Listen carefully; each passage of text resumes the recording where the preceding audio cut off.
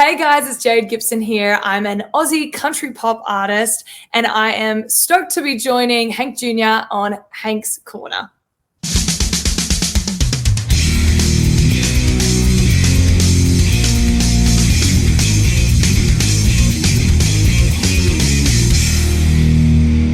Hello, everybody, and welcome to another exciting episode of Hank's Corner. As always, I'm your host, Hank Jr., part of Hank Jr. Productions, where I'm documenting life's moments through photography, videography, and, of course, podcasting. And you know that here in Land O'Lakes, Florida, where my little corner happens to be, down the road, we got the Tiki Cove, who has helped sponsoring this as well.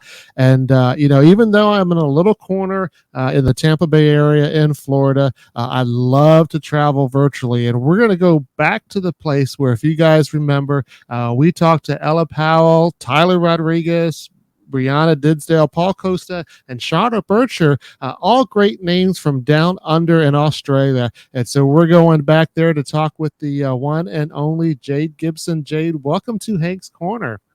Thank you for having me. It sounds like I'm alongside some great Aussie acts. You've got really good taste.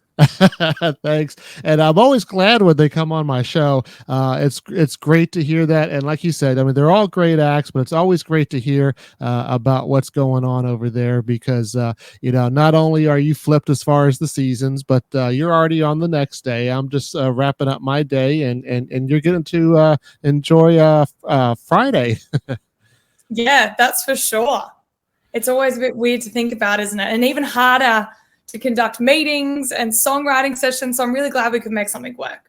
Yeah, definitely. And of course, on Fridays, if you're checking out my page, I got the new Music Friday post, and we're going to have some great music. Of course, when comes out, everybody will have already seen what the music was. But nevertheless, be sure to check out every Friday for the new Music Friday post. So, Jade, what's going on over there in your neck of the woods right now? Look, it's summer over here, if you can believe that. Actually, we've officially just gone into autumn, or fall, as you would call it. Mm-hmm. I'm very much looking forward to slowing down because I've had a very busy summer. Been doing a lot of traveling this summer around Australia, playing in loads of different towns and venues and parties and weddings, and it's the busy season here, so I've been a little bit flat out. Including Tamworth, correct? Yeah, Tamworth, which was a 10-hour drive for me. So I did that 20 hours in a couple of days, but Tamworth's worth it. It's kind of like our mini Nashville. Yeah, and it's a huge festival. Is it a yearly festival that goes on, or do they have several throughout the year? Because I know this is the big one that they just had. Yeah. So it happens annually, once a year, but it goes for like 10 days, which is crazy. And the whole town gets around it. So it's kind of similar to almost like CMA Fest. They have like free stages, but then they also have, more private events within like the venues where you pay for tickets. So it's very similar to CMA Fest if you've ever been. And you got to play there, correct, this past season? I did. So that was a good old drive, and I had a great time. We're a very tight-knit community here in Australia. So it's great because I think, especially people from overseas, they forget that Australia is a massive country. There may not be many of us here, but it's a massive country. And I've got friends from Perth, which is the other side of the country, all the way up to Queensland, and to catch up with everyone at Tamworth is something special. Yeah, and I remember when I talked to Shauna, she kind of told me about some of the stuff that she has to go through from a bus to a train to another bus to a car just to get to her next gig. And, it definitely is such a huge and vast area out there that, hopefully one day I'll get there. But it's definitely a lot of traveling that needs to be done. But as far as being out there, Tam, of course you were playing. Was there anybody out there that you got to enjoy to watch while you were out there that you're like, hey, I love this person or this group? Who were you excited to see? Yeah, for sure. I mean, it's such a tight-knit community, but I think one of my favorite shows that we went to was at the big kind of almost stadium. It's not a stadium, but it would be the closest to the stadium show in Tamworth. It's an event center called The Trek. And we had a big show there and a bunch of artists. And one Aussie artist that I think is absolutely fantastic is a man by the name of Travis Collins. He's been around a long time. And I'm just such a big fan. He's a great performer, fantastic songs, and he was by far my favorite show that I got to go along to as a punter while I was in Tamworth. Okay. And who are some of the people that you got to rub elbows with? Because I think I saw a picture of you and Ella. Yes. Oh, well, actually, Ella, she actually opened up for a show that I did the following week in Sydney. Okay. And so we hung out while we were at Tamworth. We had a few drinks, and one of the girls put on a bit of a country music night at one of the bars that's called Moonshiners. It's very American. And she put on like a girls only show, and we all got up for a song, and it was real fun. And so Ella got up that night, and I got up, and we all got to hang out. So it was real fun. All right. And are you currently making any music right now, or are you just doing shows, or what's going on? I'm doing everything at the moment. Of course, right? Well, you actually have to be doing everything. It's a crazy time trying to be an artist, but I'm having a lot of fun doing it at the moment. I'm about to start promoting my next single, which comes out in April. So last night, I was frolicking around on a dirt road making some content, because content, that is one of the main things that we have to focus on as artists, especially independent ones. If you want to get your music out there, it's got to be on TikTok and Instagram and YouTube and all the places. So I'm promoting that at the moment. We're about to start promoting that on social media. I'm gigging every weekend, so traveling around a lot at the moment, and also been doing some writing, which is really fun. So yeah, I'm doing everything at the moment. All right. Yeah, and that's how artists usually are, especially like you said, when they're independent, they're doing everything, and until they kind of hit a little bit big, then maybe they'll have somebody kind of doing that content, or booking and all that stuff for them. But when you're just trying to make it, it's a lot of work. So Yeah. I've seen that firsthand. I've tried to help out artists, and I don't know how you guys do that. But I want to go ahead and play right off the bat one of the songs that I like, called "The Great Unknown." And when we come back, I want to talk a little bit about how you got into the music industry. Sounds great.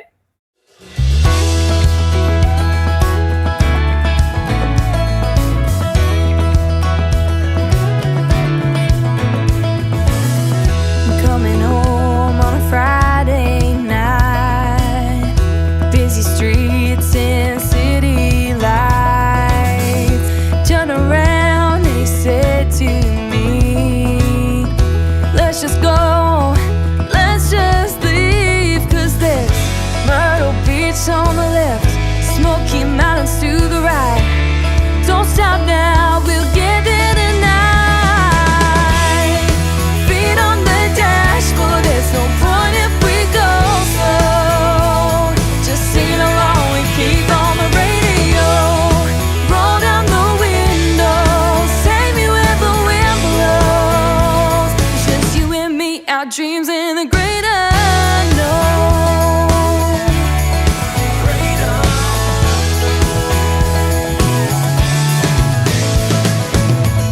Now you've got your hand on my knee. We're traveling places we ain't never seen. We got the world in our hands.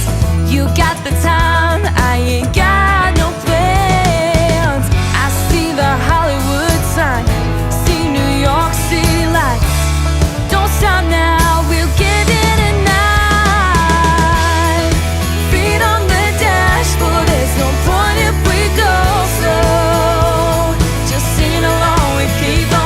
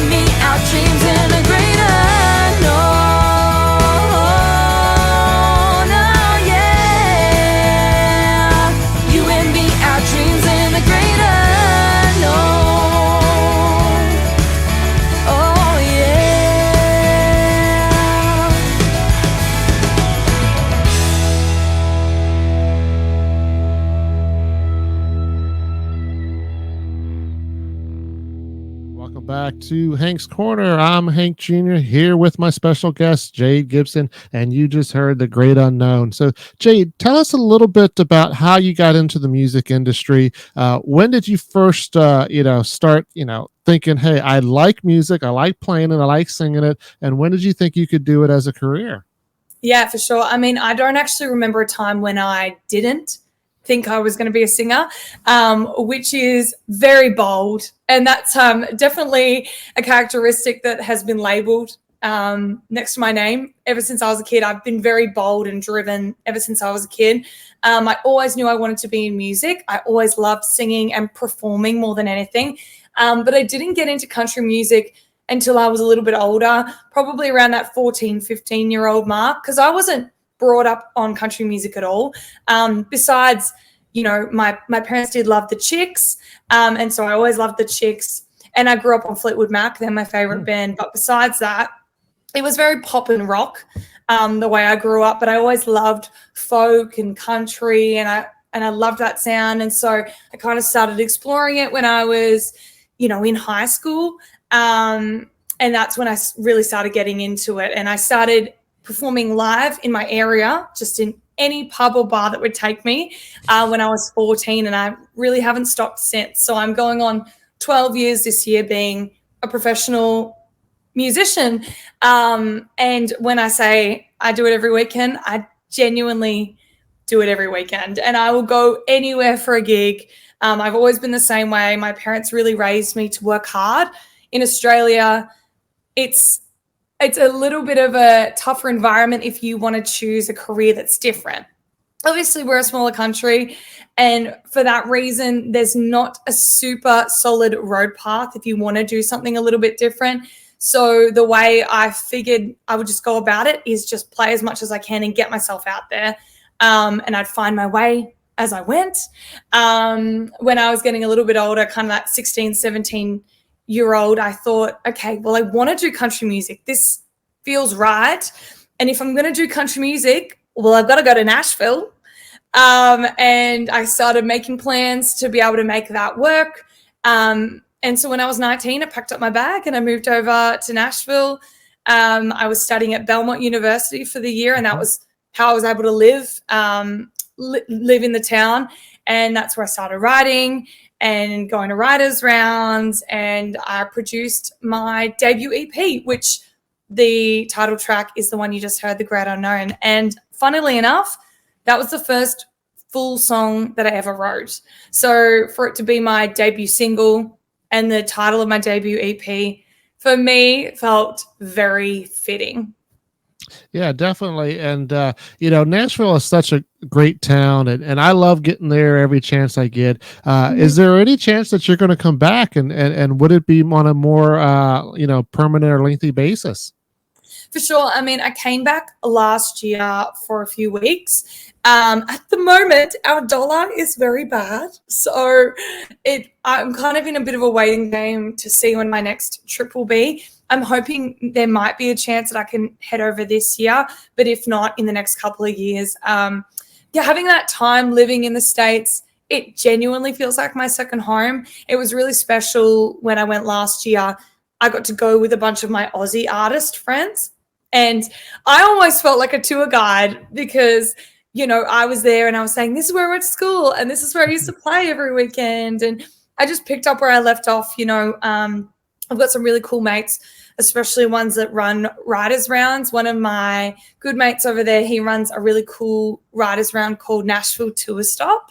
And I was in the first ever Nashville Tour Stop, and now he's doing it all over Nashville. And I think he's taken it to New York. And when I came back, it had been like 4 years since I visited because of the pandemic.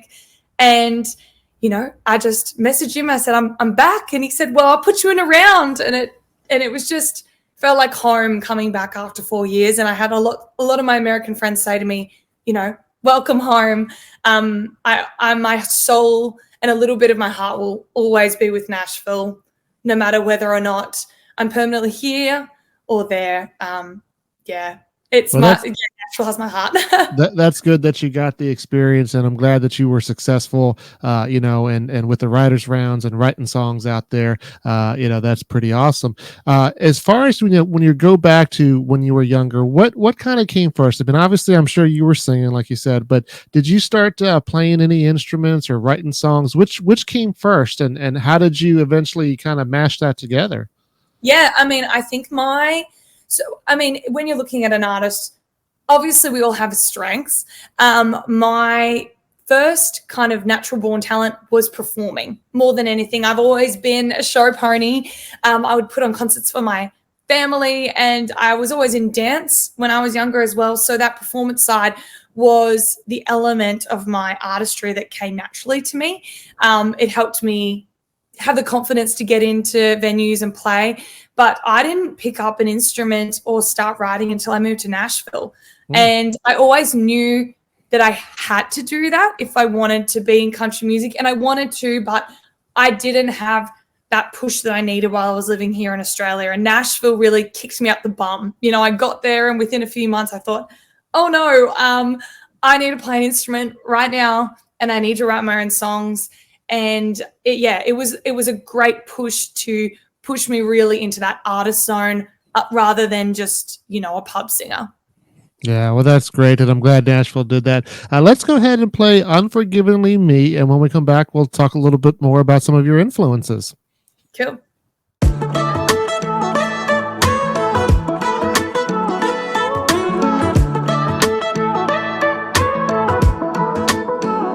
I'm brutally honest. It gets me in trouble sometimes. Could talk underwater. 1 minute I laugh, then I cry. It's always been the way. My daddy was the same. A little too much, I heard somebody say. 'Cause you can't take it, leave it, but you better believe it. I'll dream it, be it, chasing it like I mean it. So sorry, not sorry if I ain't your cool. I'ma do me, you can do you. Don't need permission to be unforgivingly me.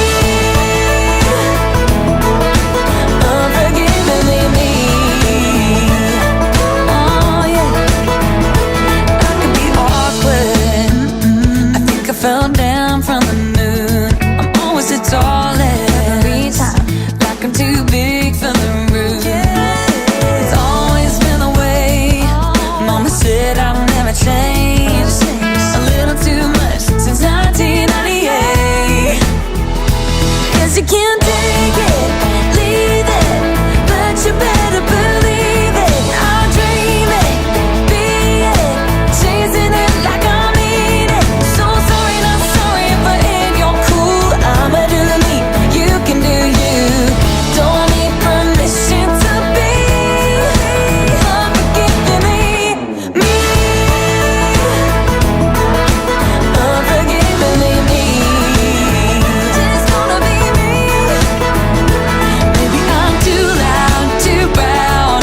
That might be how you feel. I can be thoughtless, you talk less, but I'm always gonna be real. 'Cause you can't take it, leave it, but you better believe it. I'll dream it, be it, chasing it like I mean it.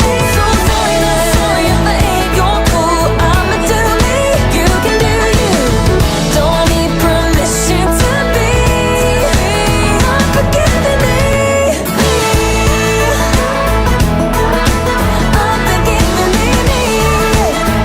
I'm gonna be unforgivingly me. Won't be nobody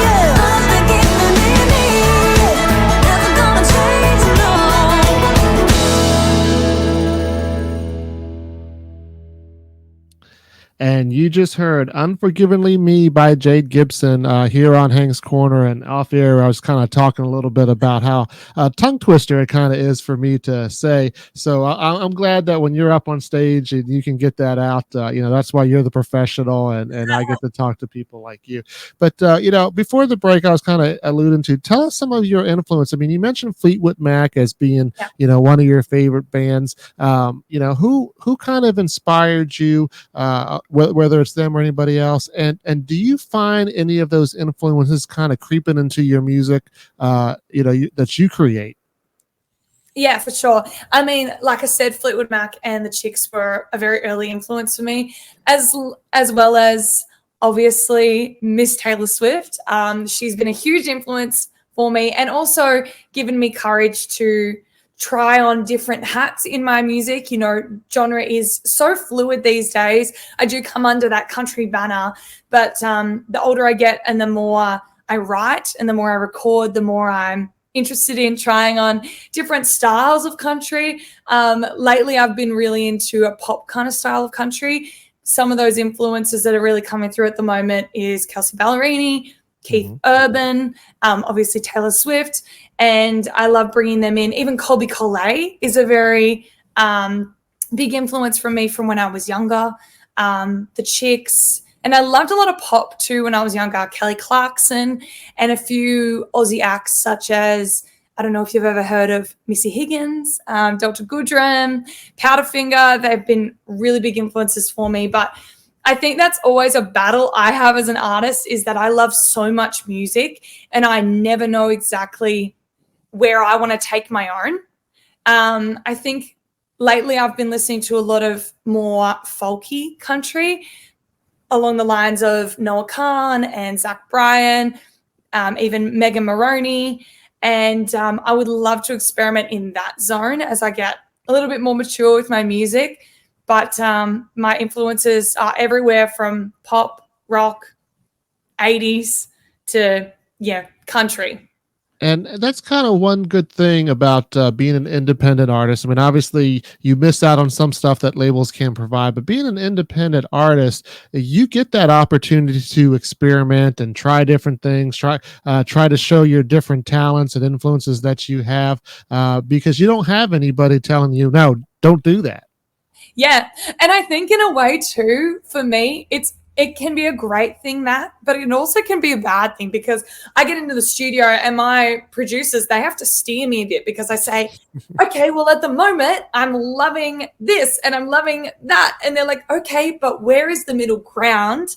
And what sound are we doing? And I'm like, I don't know. And I don't really care. Like, I just want to do what feels good and what's honest. I think more than anything, that's why I feel like at my soul I am a country artist, because all of my songs have been extremely autobiographical. I have a little bit of a battle sometimes when I'm songwriting, because I don't want to write something that's not true to me. But it also means that my music always comes across as very honest and down to earth, which I think, at the end of the day, that's my personality traits too.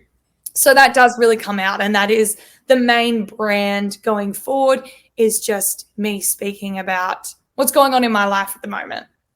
Right. And I've noticed that in your music, it's obviously, taken from, portions of your life and you're expressing that. How hard is that though, to be that vulnerable, to kind of express what's going on in your life, as opposed to just, hey, I'm going to co-write and maybe it'll be about somebody else, but to put your life out there, is that easy for you, or do you struggle with that?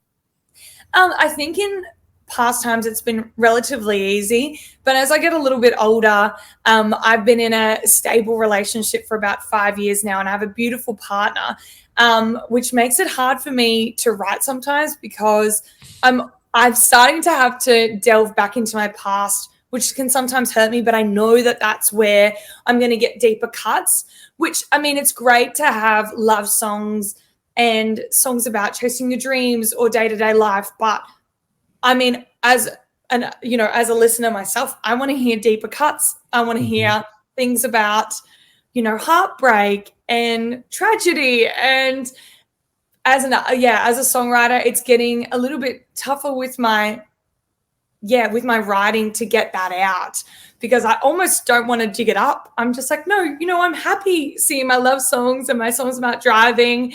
But I do crave songs with depth, and I want to go into that. And that's one of my goals this year, is to write more. And I'm having to kind of dig down into the trenches and see, what trauma I have buried.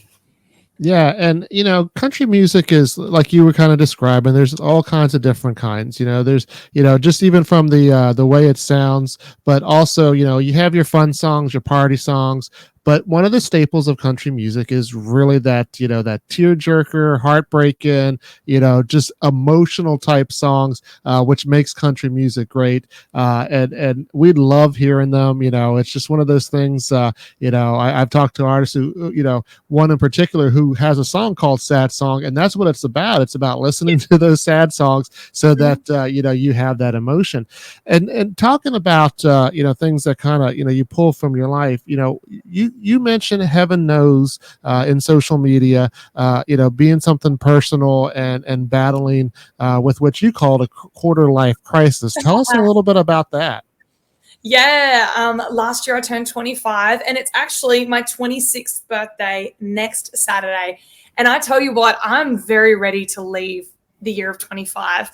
That was a really tough year on me. I think that we finally kind of came out of the dark, out of COVID, which was a really long haul here in Australia. About 3 years we were in and out of regulations and lockdowns.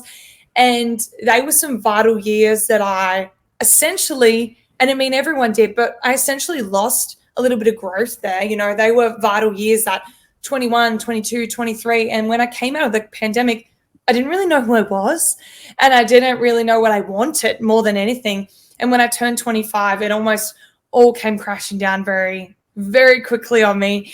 And I was like, I don't know who I am and what I'm doing. And it was really hard for me to write in that time because I was so unsure. And I think because I had that feeling, Heavens No was the product of that feeling.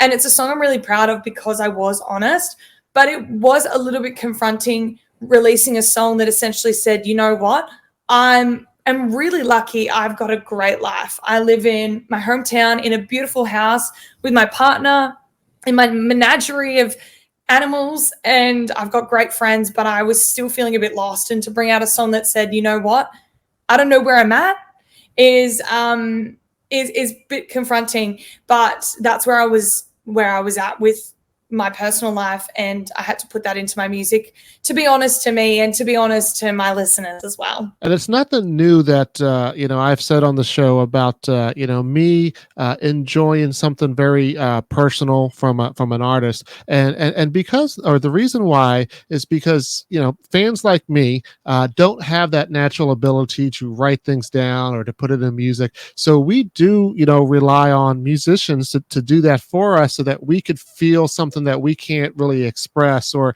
kind of get some healing out of that. And I always applaud and thank artists like you who are willing to go out there and be vulnerable and be open to write stuff like that. So let's go ahead and play Heaven Knows here on Hank's Corner.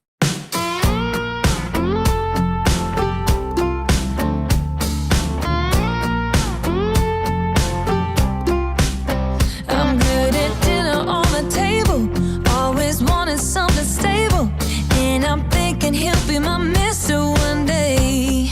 But there's dreams that I've been chasing. I'm so close that I can taste it. I'll go round and round in circles in my brain. I've been waiting on a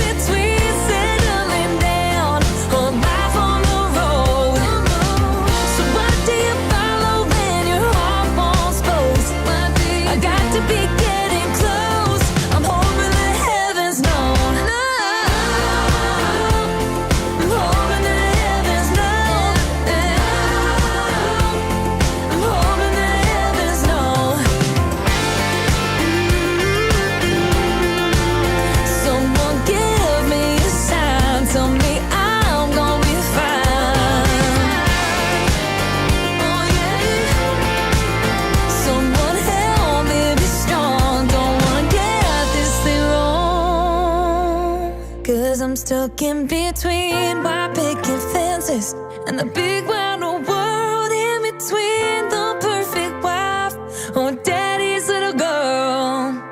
So what do you follow when your heart won't stop? I got to be getting close, hoping the heavens know.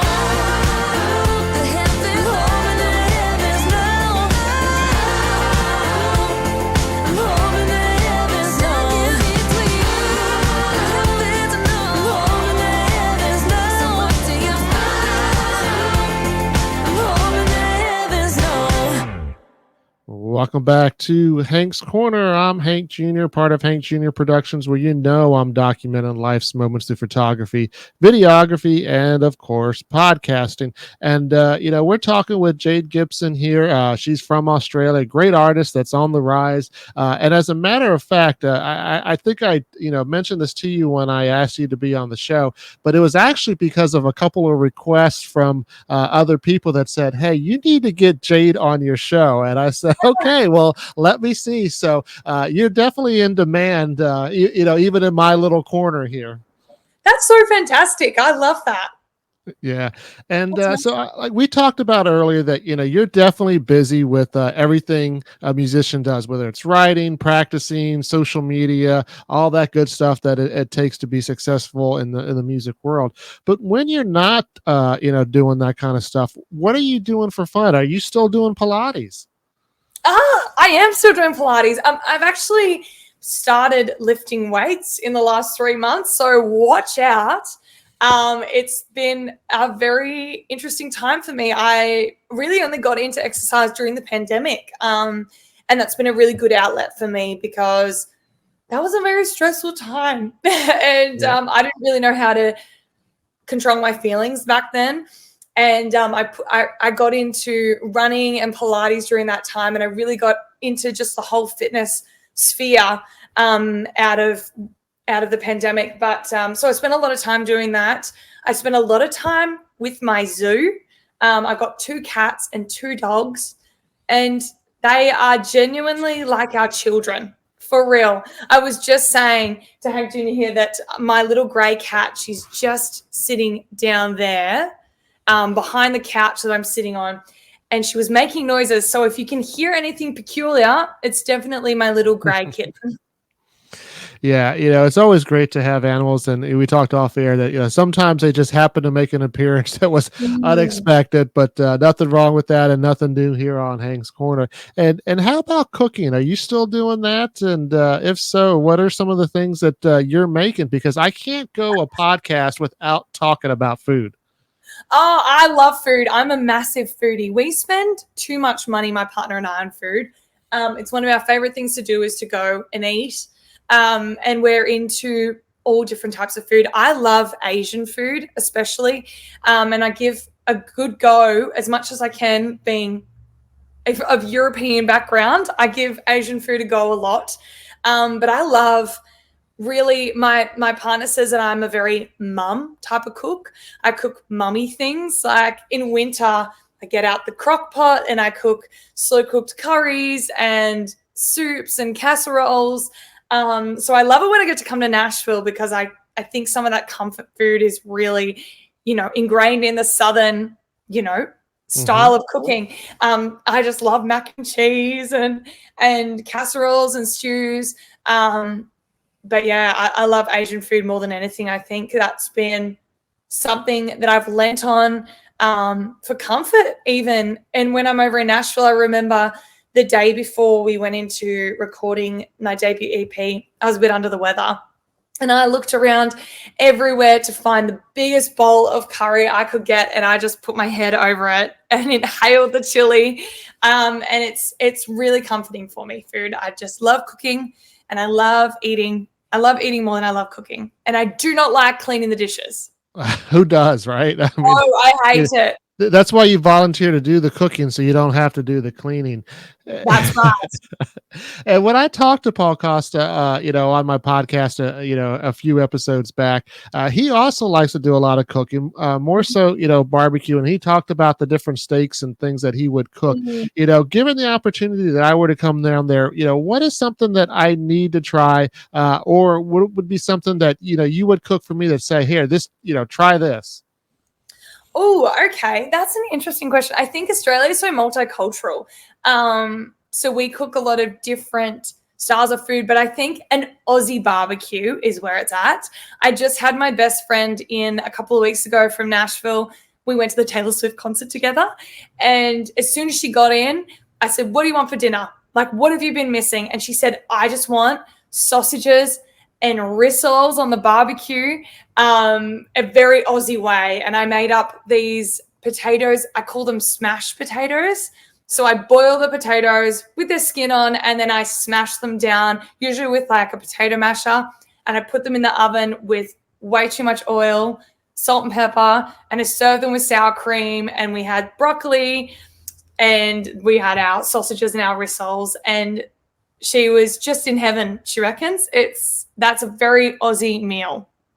Well, that definitely sounds good, and I would definitely give it a try if I get to, come down to your neck of the woods. And then speaking about, the cultural differences between Australia and the United States, what are some of the stereotypes that, the United States have of Australia that just aren't true? And when you came to the United States, did you have some stereotypes that you found out that weren't true, or maybe they were? Yeah. Look, we don't ride kangaroos to school. And we are a real country. I think some Americans aren't really sure if we even exist down here. As far as I know, I'm living and I'm on the country called Australia. But I remember growing up, and the first time I ever went to the States with my family when I was about 12 years old, and I learned really quickly why it was called the land of the dreams, because whatever you want to do in America, everyone around you just says, "Hell yeah, we'll do it." And that wasn't an attitude I grew up with, unfortunately, in Australia. Australia is kind of a little bit more, you go to school, and then you go to university, and then you get your job, and you get a partner, and you have babies, and you raise them, and you retire, and you die. And there is a bit of comfort in that, in the fact that you don't have to think too much. You're almost on a bit of a timeline in life. But in America, it's like the sky is not even the limit. There's no limit.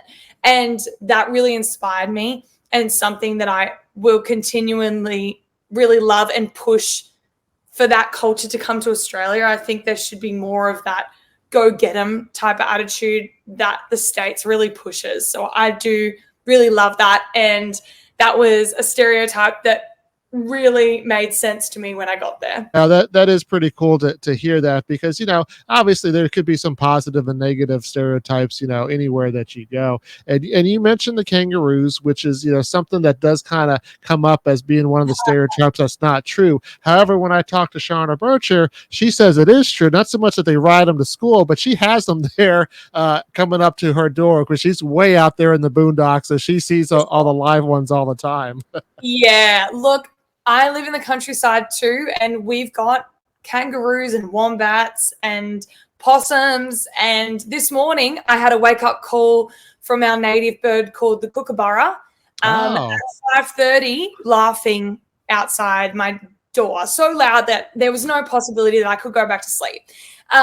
So yes, we've got a beautiful array of Australian animals here, and they're very quirky, just like we are. Yeah, as a photographer, I would have a great time down there, You would love it. get to do all that. So one of the things though I always like to ask too is, if I come down there, or you come to Nashville or whatever to come see one of your performances, what should somebody expect from a Jade Gibson performance? You can expect a lot of talking. I am a flat out chatterbox, and I love engaging with my crowd. So if you come to a show, expect that I'm probably going to have a good old chat to you on stage and off. You can expect a big show. I've got a big voice and a big personality, and it really comes through my shows. But you can expect honesty as well. And And you can also expect just a real country girl. I don't filter much, and I'm very unforgivingly myself at all times, which is really fun. And I've lent into that as I've gotten older. It's been something that I used to hide a little bit. I used to be a little bit shy of my personality. But as I've gotten older, I've realized that that's what makes me special. And so when I do a show, I just lean in and I act like a goof and I have a good time. And that's all I want, is when people come to my show, is to feel seen and heard and just have some fun. Well, I definitely would love to come to one of those, and hopefully one day we can make that happen. But, Jade, it's been such a pleasure talking with you. I hope we get to do it again soon. And I hope that, you have a happy 26th birthday, and your new year is going to be even better, or hopefully a lot better than what you described, the past year to be. But not only having a happy year as far as, your personal life, but also as well as your career. Looking forward to the new music, and just let me know when it comes out. We'll definitely place it on the New Music Friday post. That sounds amazing. Thank you so much for having me on. All right. There's an appearance by the cat. She was gonna come. I knew she was going to come right at the end. Thank you so much for having me.